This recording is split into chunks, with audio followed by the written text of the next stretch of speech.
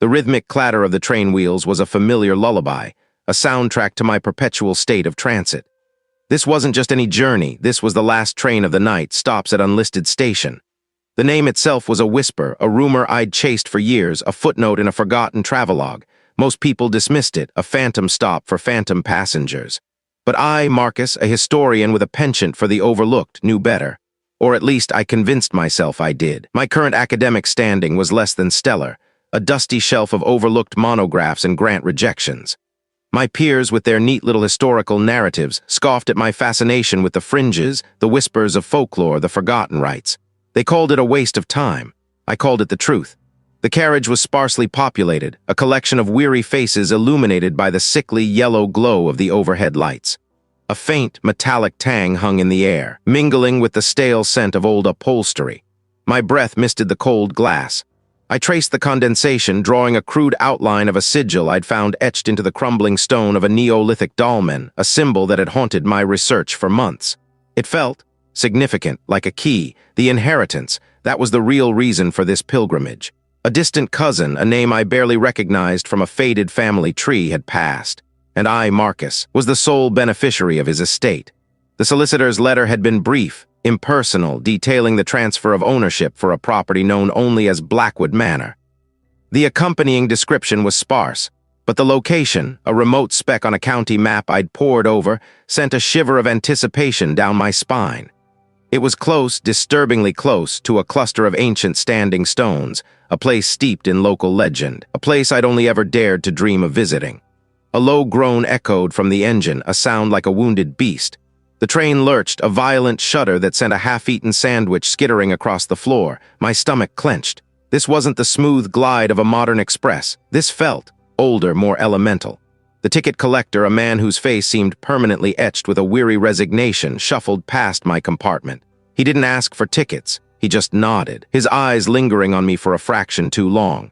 There was something in his gaze, a flicker of knowing, perhaps pity or something else, something I couldn't quite place. I leaned my head back against the worn velvet seat, the rough texture scratching at my scalp. My thoughts, usually a chaotic jumble of dates and theories, coalesced around Blackwood Manor. The solicitor had mentioned it was substantial and isolated, very isolated. The kind of place where stories could fester, where the past wasn't just remembered but actively remembered. The folklore surrounding the region spoke of old gods, of blood pacts, of a land that demanded its due.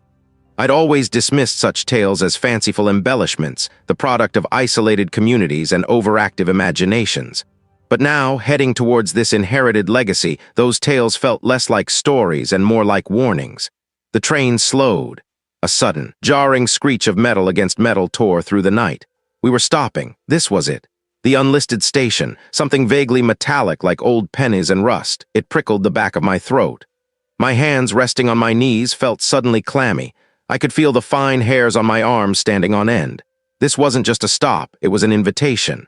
I stood, my legs feeling strangely heavy, as if wading through thick mud. The floorboards of the carriage creaked ominously beneath my weight. Was I truly alone here? The last train of the night stops at unlisted station, groaned to a halt. Not with a screech of metal, but a sigh, a weary exhalation that seemed to settle into the damp air. The carriage, already sparsely populated with shadows and the scent of stale tobacco, emptied further. A single, flickering bulb above the door cast long, skeletal fingers across the deserted platform. My breath plumed in the frigid air, a stark contrast to the stuffy warmth of the train. This was it, the end of the line, or rather the beginning of something else. The conductor, a man whose face was lost in the deep shadow of his cap, offered no farewell. His silence was more unnerving than any gruff word. He simply pulled the heavy door shut, the latch clicking with a finality that echoed in the stillness. I was alone. The train's rhythmic pulse faded, replaced by the rustle of unseen things in the dense, encroaching woods. The platform itself was a relic. Rotting planks sagged underfoot, slick with a dark, viscous dew that smelled faintly of decay and damp earth. No signpost, no station name. The woods clawed at the edges of the clearing, their skeletal branches reaching like grasping fingers. The air was heavy, thick with the scent of pine needles and something else, something ancient and vaguely metallic. My boots crunched on loose gravel as I stepped off the platform, the sound unnaturally loud. This was the path I'd been given directions to, scrawled on a brittle piece of paper tucked inside the solicitor's letter. Follow the old logging trail. The manor will reveal itself when it's ready. Cryptic, of course. Everything about this inheritance felt shrouded in an intentional obscurity. I started walking. The gravel gave way to packed earth, then to a carpet of decaying leaves that muffled my footsteps. The trees loomed, impossibly tall, their dense canopy blotting out the sliver of moon. Each snap of a twig, each rustle of leaves sent a jolt through me. My hands felt clammy inside my pockets, my grip tight as I gripped the worn leather of my notebook. I could feel it on my skin, a prickling sensation that made the hairs on my arms stand on end. Then a scent. Faint at first, like wood smoke and old parchment, but with an undercurrent of something acrid, something that made my nostrils flare. It was the smell of age, of neglect, of things left undisturbed for far too long. After what felt like an eternity, the trees began to thin. A faint light, a sickly yellow glow, appeared ahead. It wasn't the warm, inviting luminescence of a dwelling, but a weak, struggling luminescence, like a dying ember. As I drew closer, the shape of the manor began to resolve itself from the gloom. It was vast, and it was decaying. It wasn't a grand, Gothic edifice. It was a hulking, misshapen mass of stone and timber hunched against the night. The windows, what remained of them, were shattered or boarded up, suggesting a desperate attempt to keep something out or perhaps to keep something in. A thick gray moss clung to the stone walls, blurring the lines of its architecture, making it seem to ooze from the very earth. A single iron-bound door stood sentinel at the front, its surface pitted and scarred. I stopped, my breath catching in my throat, not the quiet of the woods, but a profound, expectant hush. It felt as if the very air was holding its breath, waiting. My historical curiosity, the driving force behind my relentless research, warred with a primal instinct screaming at me to turn back. But I was here. I had to see. My hand trembled as I reached for the heavy iron knocker. I hesitated. This was more than just an old house. It felt sentient. The air around it vibrated with a low, almost imperceptible hum, a thrumming that resonated deep within my bones. I knocked. No answer, of course. I pushed the door. The acrid smell intensified, mixed now with the musty odor of damp plaster and something faintly sweet like overripe fruit. I stepped inside. My eyes struggled to adjust. Dust motes danced in the faint light that seeped through the gaps in the boarded windows. The floorboards beneath my feet creaked ominously, each step a gamble. The entrance hall was cavernous, stretching further than I could see. A grand staircase, its banister intricately carved with grotesque, writhing figures, spiraled upwards into the gloom. Cobwebs hung like tattered shrouds, thick and heavy. Against one wall, a massive fireplace gaped, its hearth choked with ash that looked unsettlingly fresh. I ran a finger along the cold stone mantelpiece, my touch disturbing a thick layer of dust. Beneath it, etched into the stone, were symbols I didn't recognize, ancient and unsettling. They seemed to writhe in my peripheral vision. A door to my left stood ajar. I moved towards it, my heart thudding a frantic rhythm against my ribs. The wood was warped, swollen with damp. Pushing it open, I stepped into what must have been a study. Bookshelves lined the walls, their contents spilling onto the floor in a chaotic jumble of decaying paper and leather. The air here was thick with the cloying scent of old paper and something else. Something that made my stomach clench. On a heavy oak desk, illuminated by a single narrow beam of moonlight filtering through a cracked pane, lay a large, leather-bound ledger. Its pages were yellowed and brittle, filled with a spidery, archaic script. I reached for it, my fingers brushing against a loose, dried leaf pressed between its pages. My gaze fell upon the first entry. What was this place truly built upon? The rhythmic clatter of the wheels was the only sound for miles, or so I told myself. The air inside the carriage of the last train of the night, stops at unlisted station, was thick with a cloying, earthy smell like wet soil and something else, something metallic. My breath hitched. I told myself it was just the cheap upholstery, the damp seeping through the cracked leatherette. The flickering light overhead cast long, dancing shadows that made the few remaining passengers' hunched figures swathed in muted coats seem like specters. I clutched the worn leather of my satchel, the chill of the metal latch seeping into my fingertips. This detour, this unscheduled stop, felt less like a coincidence and more like a summons. The train had grown to a halt with a sound that wasn't quite mechanical, but organic, like a giant exhaling. No station name, no lights. My destination, the manor, was miles from any proper town. The solicitor had been vague about transport, mentioning only a local arrangement. This train, this phantom stop, must be it. I stepped onto the gravel, each crunch a deafening report in the stillness. A solitary figure stood by the open train door, a silhouette against the faint, distant glow of the engine. They didn't move, didn't speak. just stood there. Waiting, I hesitated. A prickle of unease traced its way up my spine. This felt wrong. Every instinct screamed for me to get back on that train, to pretend I'd imagined this stop, this place. But the historian in me, the part that craved the lost, the forgotten, was already pulling me forward. The lure of the unknown was a potent drug. I took a step, then another, towards the silent sentinel. R.I. The arrangement. My voice sounded thin, reedy. The figure finally moved, a slow, deliberate nod. The train door hissed shut behind me with a finality that sent a shiver through me. I was alone, or rather I was with this silent guide, swallowed by the night. We walked for what felt like hours. The ground beneath my feet shifted from gravel to damp earth, then to a spongy, moss-covered loam. The air grew heavier, carrying the scent of decaying leaves and something else. Something faintly sweet, cloying, like overripe fruit left to rot. My boots sank into the mud with each step, a sucking sound that echoed the unease in my gut. The trees pressed in, their branches like skeletal fingers reaching for me. I tried to speak, to ask where we were going, but the words caught in my throat. My eyes strained, trying to pierce the gloom, but saw only the bobbing light of a lantern held by my guide, a pool of weak yellow illuminating a small circle of the path ahead. Then, the trees thinned, and I saw it, the manor. It wasn't just dilapidated, it was a skeletal ruin. Jagged stone teeth jutted from crumbling walls. A single imposing tower rose against the bruised twilight sky, its peak lost in the swirling mist. It looked less like a home and more like a scar on the landscape. This was it, the inheritance. My guide stopped at the rusted iron gates, the hinges groaning in protest as they nudged them open. The sound scraped against my nerves. It was a smell that made my head swim, a smell that felt ancient and wrong. The massive oak door creaked open before we even reached it, revealing a cavernous, dust-choked hall. The air inside was stagnant, thick with the scent of mildew and something acrid like old smoke. My guide gestured with the lantern, a silent invitation to enter. My guide set the lantern down on a decaying table in the center of the hall. The light illuminated a small radius, revealing cobwebs thick as shrouds and furniture draped in white sheets like sleeping giants. Walked away. I heard no footsteps, no rustle of cloth. They were gone. My heart hammered against my ribs, a frantic bird trapped in a cage. I wanted to call out to demand an explanation, but the silence was too vast, too consuming. My gaze swept the hall, desperate for anything, any clue. My hands trembled as I reached for it. It was surprisingly heavy. The latch was stiff, but with a grunt I managed to pry it open.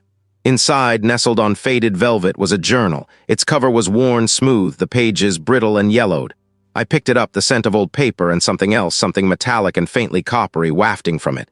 I opened it to a random page. The handwriting was spidery, frantic, scrawled in faded ink. The season turns, it read. The earth thirsts, the old blood calls, they do not forget, they demand. Appeasement. The offering must be pure, the cycle unbroken, it has begun again. I feel the stirring, the hunger, and it looks for me. The season, the offering, what was this place? What had I inherited? The journal slipped from my numb fingers, hitting the dusty floor with a soft thud. The words, however, were seared into my mind. Appeasement, offering, hunger. The words of the journal were a stain, impossible to scrub from my thoughts. Appeasement, offering, who? The final syllable cut short, echoed in the cavernous silence of the manor. My breath hitched. I dismissed the local whispers as superstition, the ramblings of isolated villagers. Now, clutching the brittle pages, doubt gnawed at me sharp and persistent. This wasn't just an old house, it was a stage set for something ancient and hungry. I spent the next few days in a feverish haze, poring over every scrap of paper, every faded map, every cryptic inscription I could find. The manor held its breath around me, a silent observer. Dust motes danced in the slivers of sunlight that pierced the grimy windows, illuminating a world that felt both forgotten and keenly aware. The air itself was thick, heavy with the scent of decay and something else, something earthy and damp like freshly turned soil after a rain but without the rain. My mind, I told myself, was playing tricks. The isolation, the sheer weight of the manor's history was getting to me. One evening, the sky outside bled from bruised purple to inky black. A storm was brewing, the wind beginning to keen like a mournful spirit around the eaves.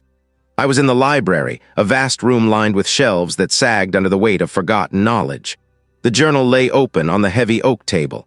I traced a diagram, a series of interlocking circles and symbols that seemed to pulse with a faint, internal light under my fingertips. It was a ward, I suspected, or perhaps a key. The ink was faded, the parchment brittle, but the intention was clear. Protection or perhaps containment. A sudden gust of wind slammed against the manor, rattling the leaded panes.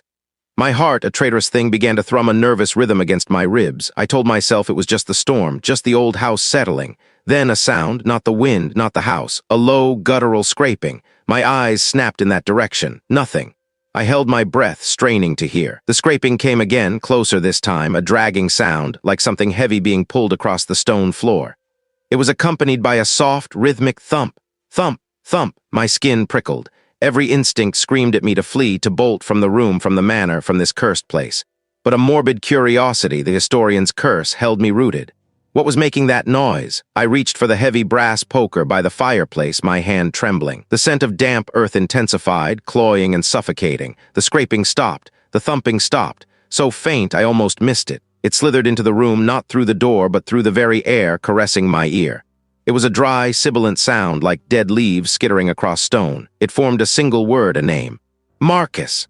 My blood turned to ice. It was my name. It was not the voice of any human I had ever heard. It was ancient, raspy, filled with an insatiable hunger. My vision swam. I could feel it watching me, a malevolent gaze that pierced the gloom and settled squarely on me. It was aware. It knew I was here. It knew my name. I stumbled backward, knocking a stack of books from a nearby shelf. They crashed to the floor, the sound deafening in the sudden stillness. The entity, if that's what it was, didn't react. It simply was. A presence. I turned and ran. My boots pounded on the wooden floorboards, the sound echoing wildly as I scrambled through the dimly lit corridors. I didn't dare look back. I burst out of the manor into the raging storm. The wind howled, tearing at my clothes. I ran across the sodden grounds, my legs pumping, my lungs burning. I ran until my legs gave out, until I collapsed in the mud, gasping for breath. I knew it was still there, waiting. And it had spoken my name. How had it known, and what did it want? The rasping whisper still echoed in my ears, a phantom caress that raised gooseflesh along my arms. My name. It had been spoken by something that was not of this world, a guttural invocation that vibrated in the very marrow of my bones. The shadows in the grand hall had not merely deepened, they had moved. I stumbled back, my hand scrabbling for the heavy oak doorframe. It had to be a trick of the old house, the wind playing games with its decaying structure. But no wind carried that sound, that predatory resonance. I needed to get out. The thought was a sudden, sharp jab. The clock on the mantelpiece, a grotesque gargoyle frozen in mid-shriek, showed it was past midnight. The bus service had long since ceased. My only hope was the last train of the night, stops at unlisted station. A desperate gamble, but better than waiting for that voice to call my name again. I grabbed my worn leather satchel, stuffing in the loose pages of the journal I'd found earlier. The brittle paper crackled under my hurried touch. The script was spidery, almost illegible, detailing rituals and offerings, a grim litany I'd only half understood. Now, with the memory of that voice, the words seemed to pulse with a terrifying clarity. The entity, it was hungry, and it had my name. The manor's exterior was a skeletal silhouette against a sliver of moon. The air bit at my exposed skin, carrying the damp, cloying scent of rot and something else, something metallic like old blood. The drive to the station was a blur of panicked thoughts. The journal's passages, once academic curiosities, now felt like a personal curse. The offering must be pure, one entry read. The lineage must be honored. Lineage, my lineage, the distant relative who'd left me this decaying monument. Had they known, had they intended this, the station was a forgotten relic, a skeletal structure of rusted iron and peeling paint. A single flickering bulb cast a weak, sickly yellow light onto the deserted platform. The air here was thick with the smell of diesel and stagnant water. The tracks stretched into the inky blackness, a silent promise of escape.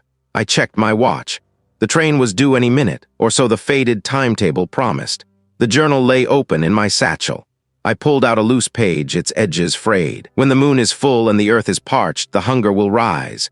The chosen must be willing, or the earth will claim them regardless. Willing? I wasn't willing, I wouldn't be claimed.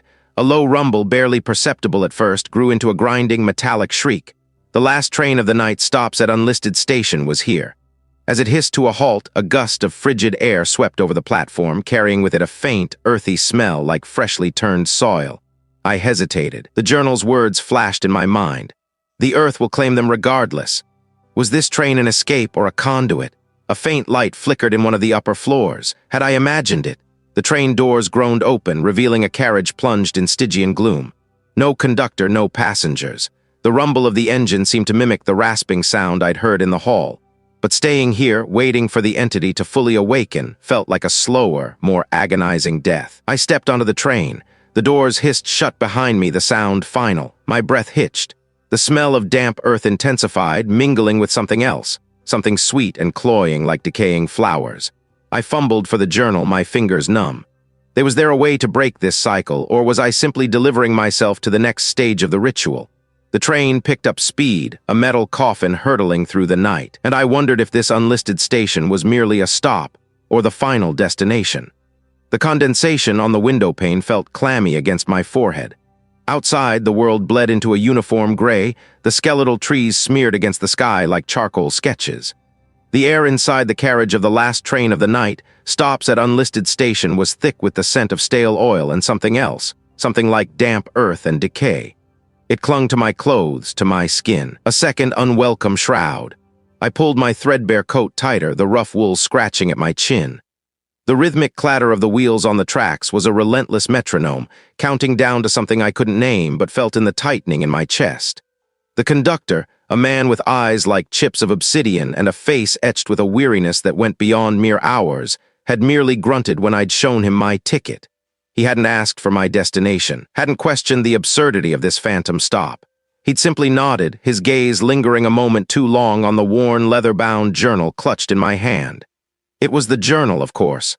The one I'd found tucked away in the dusty attic of the manor, its pages filled with the spidery script of a forgotten ancestor, detailing the rituals, the pacts, the needs of whatever resided beneath the earth. The date. It was today. The faded ink on the journal's final legible page had screamed it. A convergence, a turning of the season. The air outside the train had begun to hum with an unnatural stillness, the kind that precedes a storm or perhaps something far worse. The manor stood silent, a monolith of decaying stone against the bruised twilight. I had returned, a fool perhaps, but a determined one. I had to know. I had to see it through. The whispers had ceased after that night in the grand hall, but the silence was more unnerving. It felt like a predator holding its breath. The train gave a violent lurch, throwing me against the grimy window. The brakes shrieked, a sound that scraped at my nerves like fingernails on slate. The carriage lights flickered, plunging us into momentary darkness before sputtering back to life, weaker now, as if struggling against an unseen force. I stood, my legs stiff, the journal still clutched tight. This was it. A ghost of a platform, barely visible through the swirling mist that had begun to snake its way from the surrounding woods. No one else disembarked. The obsidian-eyed conductor simply watched, a faint, unreadable smile playing on his lips. Then the train, with another mournful groan, pulled away, leaving me alone. The air was colder here, biting and sharp, carrying the scent of pine needles and something fetid, like rotting leaves left too long. The mist swirled around my ankles, obscuring the ground, making each step a hesitant exploration. Its windows were empty sockets, staring blankly into the encroaching night. The heavy oak door, warped and splintered, stood ajar, a silent invitation or a trap. I pushed it open, the groan of the hinges echoing in the vast emptiness of the entrance hall. Dust motes danced in the slivers of moonlight that pierced the gloom.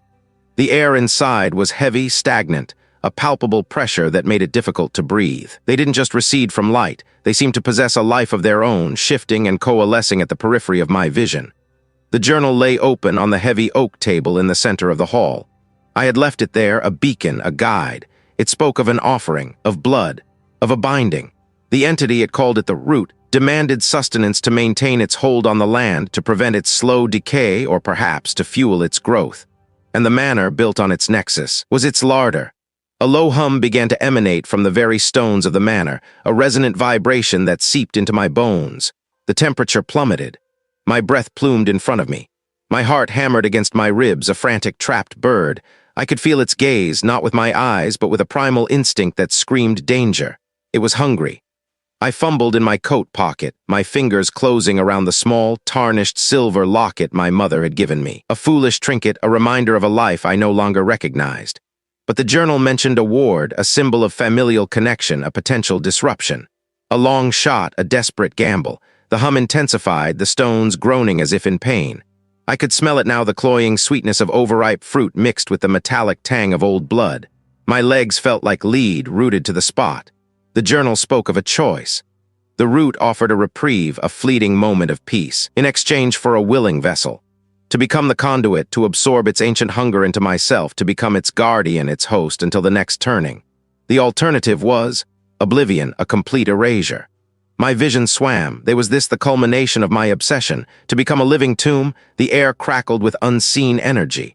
My fingers tightened around the locket, the cool metal a stark contrast to the heat that seemed to emanate from the encroaching entity. The journal offered no other way, no escape, only sacrifice or absorption.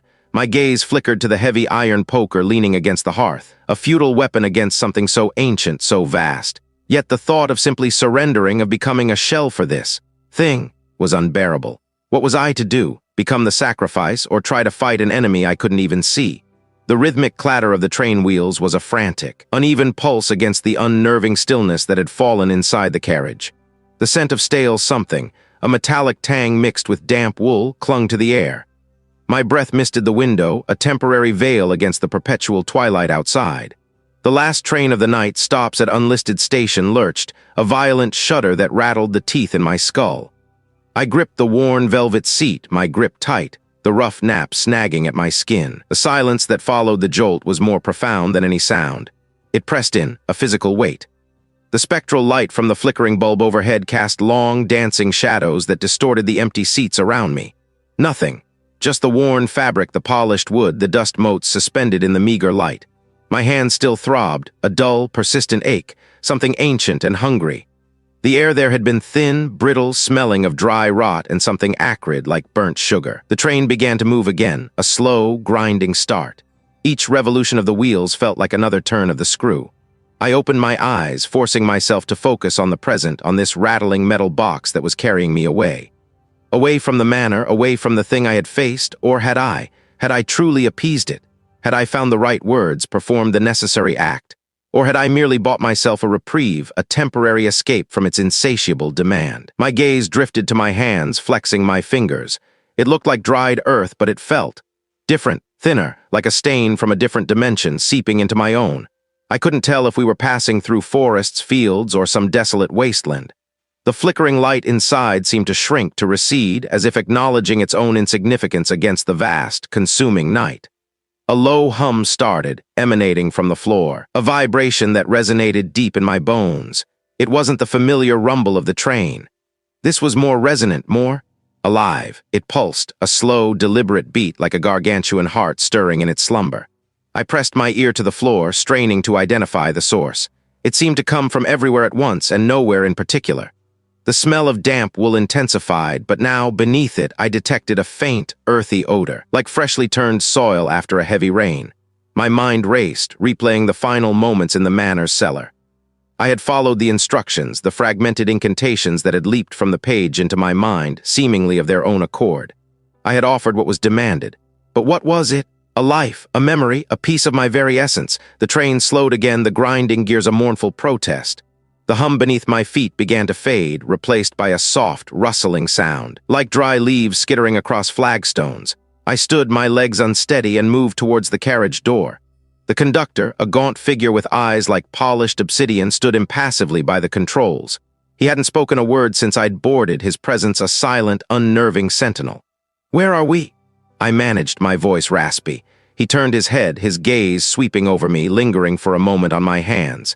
He offered no reply, only a slight inclination of his head. The rustling sound grew louder, closer. I reached for the door handle, my fingers brushing against the cold metal. The rustling intensified, morphing into a dry, scratching sound like 1,000 tiny claws scrabbling against glass. It was no longer just outside. I looked down, but the sound persisted, a dry, sibilant murmur that prickled the hairs on the back of my neck. The train shuddered to a complete halt.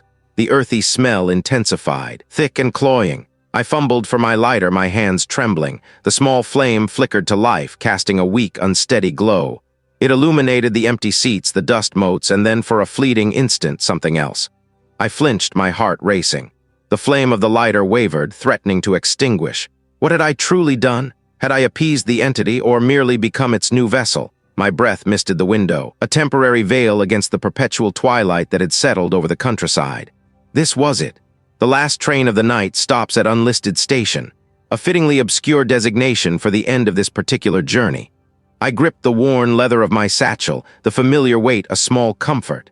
The contents felt alien now, the research notes and sketches of Blackwood Manor's architecture like relics from another life. A life before the whispering walls, before the chilling drafts that weren't just wind, before the gnawing certainty that I was not alone. The train jolted, a violent shudder that sent a ripple through the metal frame. Outside, the landscape had dissolved into a smear of muted greens and browns, indistinguishable in the deepening gloom. The only light came from the sputtering gas lamps within the carriage, casting long, dancing shadows that seemed to mock my attempts at composure. My knuckles were white where I clenched them. I wanted this to be over. I needed it to be over. A low groan from the carriage doors announced our arrival, an unlisted station. The sign, barely visible through the grime-streaked glass, was a rusted metal plate with faded, illegible lettering. It felt less like a destination and more like a forgotten punctuation mark in the vast, empty expanse of the night, something earthy like freshly turned soil. My gaze swept the empty platform. No one, of course no one, who would be waiting for a train that stopped nowhere. I stepped down, my boots crunching on the gravel. I was alone, utterly, irrevocably alone. It was pregnant with unseen things, with the rustle of unseen leaves, the creak of unseen branches. I could feel it pressing in, a tangible weight on my skin. My heart, a traitorous organ, began to beat a frantic rhythm against my ribs. I turned, scanning the desolate platform again. A lone, flickering bulb cast a sickly yellow glow, illuminating nothing but the peeling paint of the station house and a discarded newspaper, its headlines blurred by damp. There was no one to meet me, no one to help me. This was the consequence. This was the price. I remembered the final, desperate ritual. The symbols etched into the damp earth, the chanting that had vibrated not just in my ears but in my bones, the blinding flash of light, the searing heat, and then nothing. For a time, there was nothing. Then the slow, agonizing return to awareness. On a train, heading away from the place that had nearly consumed me. They said I had been found wandering near the old railway line, disoriented, muttering incoherently. A miracle, the local constabulary had called it, a fortunate escape. They didn't understand. They couldn't. The truth was a jagged shard lodged in my mind, too sharp to ignore, too painful to extract. I started walking. The trees loomed on either side of the track, their skeletal branches clawing at the bruised sky. They looked like ancient sentinels, their roots buried deep in the secrets of this land. My research had been a desperate attempt to understand, to find a way out. I'd pored over forgotten texts, deciphered cryptic symbols, pieced together the fragmented history of the entity that dwelled beneath Blackwood Manor. It was tied to the land, a hunger that had persisted through centuries, demanding appeasement. And I, in my arrogance, had stumbled into its domain, a willing sacrifice disguised as a scholar. But I hadn't become the sacrifice, not entirely. The ritual had changed me. It had burned away something essential, leaving behind a raw, exposed nerve. As I walked, the air grew heavier, the earthy scent more potent. It was the smell of decay, of things long buried and desperately trying to remain so. My steps faltered. A sudden, sharp memory flashed the glint of obsidian in the flickering firelight, the raw animal fear in the eyes of the previous victim. It had been me, hadn't it? I had been the one, but the entity hadn't taken me. It had accepted the offering, my willingness to become the ritual, to absorb its essence, to carry its burden. That was the revelation that had shattered my sanity on the train, the truth I had fought so hard to deny. The path ahead was obscured by a thick, swirling mist that had materialized from nowhere. It clung to the ground, a spectral shroud. It smelled of the earth, of the burial ground. My breath hitched. I could hear it now, a faint, sibilant sound like dry leaves skittering across stone. It was a language I understood, a language of hunger and possession. It wasn't a sound from the trees or the wind. It was from within the mist. It was from within me. I stopped, my entire body rigid. The mist swirled around my ankles, then my knees. It felt like a grave opening beneath me. They spoke of promises, of power, of a debt that could never be truly repaid. I looked down at my hands. They were pale, almost translucent in the gloom. A faint shimmer seemed to emanate from them, a subtle luminescence that hadn't been there before. It pulsed with a faint internal light. Was this the lingering residue of the ritual, or was it something more? The train had stopped, but my journey was far from over. The unlisted station was merely a waypoint. The true destination was a place I could no longer escape, a place I now carried within me. The mist coiled higher, reaching for my chest. It felt like an embrace, a possessive, eternal embrace. What had I truly brought back with me from Blackwood Manor?